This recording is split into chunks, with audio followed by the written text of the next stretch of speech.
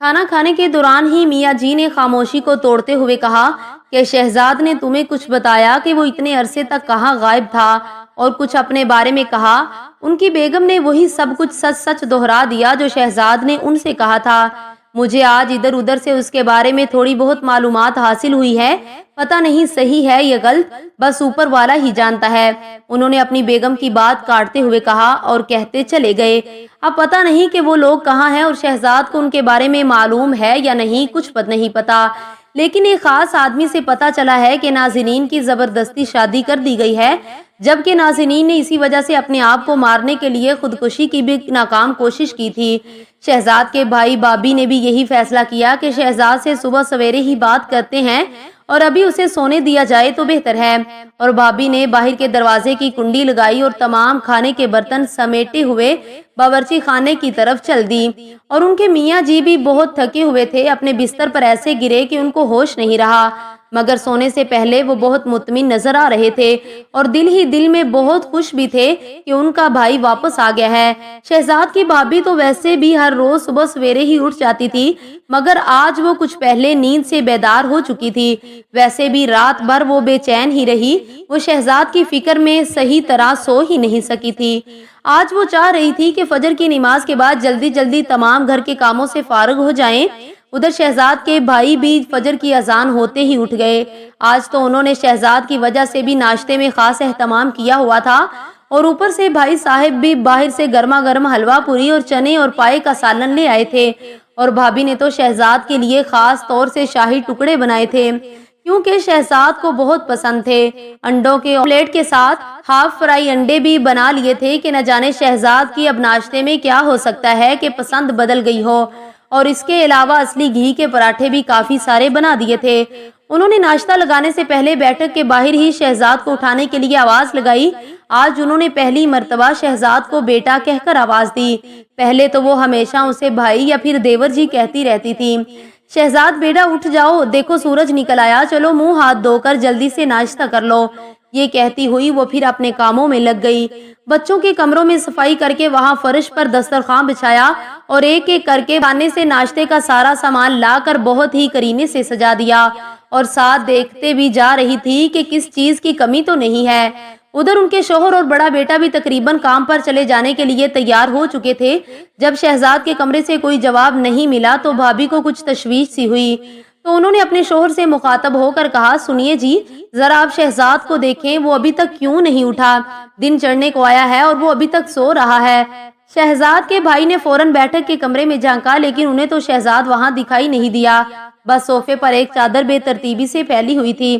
ارے سنتی ہو، یہاں اس بیٹھک میں تو شہزاد نہیں ہے، شاید حمام میں تو نہیں، دیکھو تو ذرا، ان کے شوہر نے ذرا اونچی آواز میں کہا کہ شہزاد کہاں چلا گیا ہے؟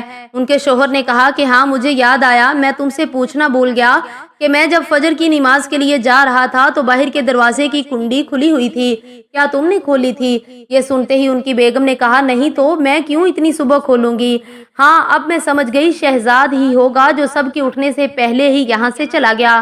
بتائے بغیر چلے جانے سے دونوں کو بہت ہی زیادہ افسوس ہوا، اب کیا کر سکتے تھے؟ خاموشی سے تینوں نے مل کر ناشتہ کیا اور دونوں باپ بیٹا کام پر نکل گئے، اور شہزاد کی بھابی نے ناشتے کے برتن سمیٹے اور اپنے معمول کے مطابق گھر کے صاف صفائی کے کاموں میں مصروف ہو گئی۔ لیکن انہیں اس بات کا بہت ہی دکھ تھا، کاش کہ وہ کسی طرح بھی شہزاد کو جاتے ہوئے دیکھ لیتی یا کوئی ایسی آہٹ سن لیتی جس سے ان کی آنکھ کھل جاتی۔ کافی دنوں تک شہزاد کی کوئی خبر نہیں ملی، لیکن ایک ماہ بعد ہی کسی نے بھابی کا دروازہ کھٹکھٹایا۔ وہ سمجھی شاید پڑوس سے کوئی خاتون ملنے آئی ہو۔ دروازہ جیسے ہی کھولا تو سامنے گلی کے بچے تھے، ان میں سے کہا، شہزاد چاچا کو ہم نے ان کے پرانے گھر کے پاس دیکھا ہے۔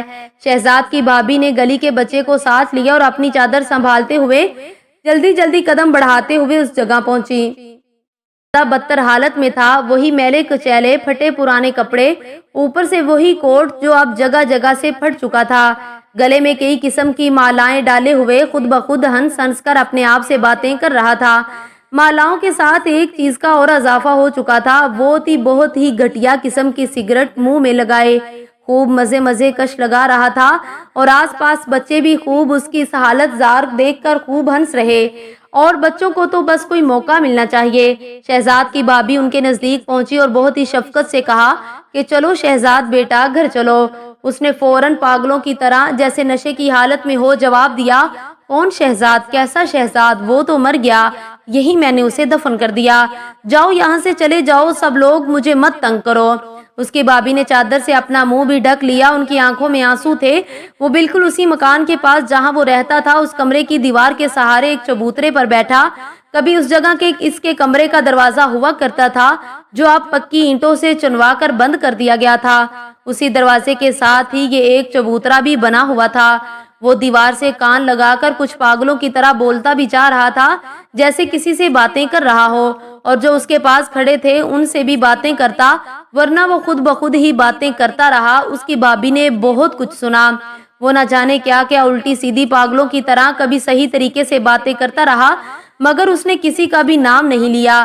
بس اپنے نام یاد تھا، مگر اس کے بارے میں بھی یہی کہتا کہ وہ تو مر گیا۔ اس کو اس حالت میں دیکھ کر بہت ہی پریشان ہوئی اور فوراً پلٹ کر گھر کی طرف روتے ہوئے چل دی، اور ان کے پیچھے ان کے گلی کا بچہ بھی تھا۔ رات کو شہزاد کے بھائی آئے تو ان کی بیگم ابھی شہزاد کے بارے میں کچھ کہنے ہی والی تھی کہ انہوں نے اشارے سے روک دیا اور کہا، ہاں مجھے سب کچھ معلوم ہو گیا ہے، میں ابھی شہزاد ہی کو دیکھ کر آ رہا ہوں۔ وہ تو اب کسی کو پہچانتا بھی نہیں ہے۔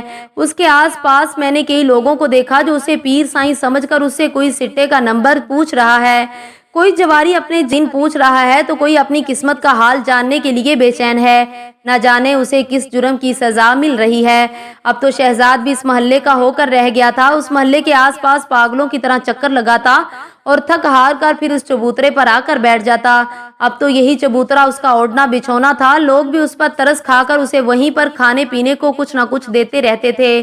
زیادہ تر لوگ اس کی کہانی کو جانتے بھی تھے۔ میرا بھی کافی عرصے بعد اپنے پرانے شہر میں تبادلہ ہوا تو مجھے بھی ان کے بھتیجے اور بھائی سے شہزاد کی اس روداد سے واقفیت ہوئی۔ میں خود بھی حیران و پریشان تھا کہ اتنا سمارٹ خوبرو نوجوان آج جس حالت میں پڑا ہے، جسے خود اپنا ہی ہوش نہیں ہے، اس کا ذمہ دار کون ہے؟ خیر میں کر بھی کیا سکتا تھا؟ مجھے خود بھی وہ پہچانتا نہیں تھا، بلکہ غلط باتیں مجھے اس سے سننی پڑتی تھی۔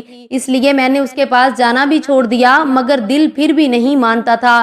کبھی کبھی میں خود ہی ان کی بھابھی کے یہاں اکیلے ہی ہو آتا تھا اور وہاں سے ہی مجھے شہزاد کی کیفیت کا پتہ چلتا تھا۔ ایک دن میں ان کے گھر بیٹھا ہوا تھا کہ بھابھی کی زبانی مجھے پتہ چلا کہ ایک دن وہ لڑکی نازنین ان کے گھر آئی تھی۔ وہ ان سے لپٹ کر خوب روئی اور ساری داستان انہیں سنائی۔ وہ شہزاد کو علاج کے لیے نفسیاتی اسپتال لے جانا چاہتی تھی، لیکن کوئی بھی اس کے ساتھ جانے کو تیار نہیں تھا۔ اس کے اکیلے کی بس کی بات نہیں تھی اور شہزاد بھی اس کو پہچانتا نہیں تھا۔ وہ پاس گئی، لیکن اس نے بس پاگلوں کی طرح باتیں کر کے اسے مایوس ہی کیا، مگر وہ چاہتی تھی کہ کسی طرح بھی ہو شہزاد کا علاج ہو جائے۔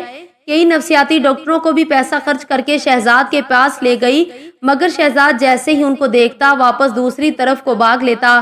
وہ کسی کے قابو میں نہیں آتا تھا، اور کچھ وہاں کے لوگوں کی مہربانیاں تھی کہ اسے اپنے علاقے کے لیے اچھا شگون بھی سمجھتے تھے، اور سارے محلے کی ہمدردیاں بھی اس کے ساتھ تھی کہ شہزاد کا علاج ہو جائے، لیکن سب بے سود ثابت ہوا۔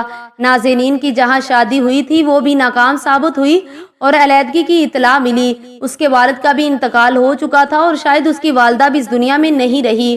سنا تھا کہ اس کے والد کافی جائیداد چھوڑ کر گئے تھے اور نازنین کو اس سے کوئی غرض نہیں تھا۔